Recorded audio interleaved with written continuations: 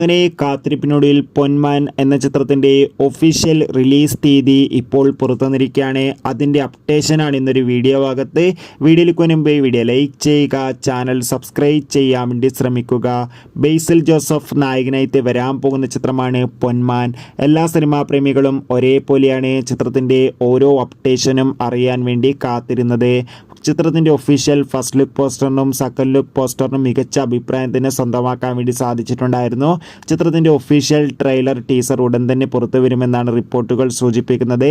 അതോടുകൂടി പൊന്മാൻ എന്ന ചിത്രം ഈ വരുന്ന 2025 ഫെബ്രുവരി മാസം 6-ാം തീയതി ആയിരിക്കും തിയേറ്ററുകളിൽ എത്തുക. എന്തായാലും ചിത്രത്തിൻ്റെ റിലീസിനായി നമുക്ക് കാത്തിരിക്കാം. എത്ര പേരാണ് പൊന്മാൻ എന്ന ചിത്രത്തിൻ്റെ റിലീസിന് വേണ്ടി കാത്തിരിക്കുന്നത്? തീർച്ചയായും കമൻറ്റ് ബോക്സിൽ രേഖപ്പെടുത്തുക. ഡിസംബർ മാസം ഇനി ധാരാളം ചിത്രങ്ങൾ OTT റിലീസ് ചെയ്യുന്നുണ്ട്. നമ്മുടെ ചാനൽ ഭാഗം പരിശോധിച്ചാൽ നിങ്ങൾക്ക് ആ വീഡിയോയ്ക്ക് കാണാൻ വേണ്ടി സാധിക്കും. കാണുക. ബൈ.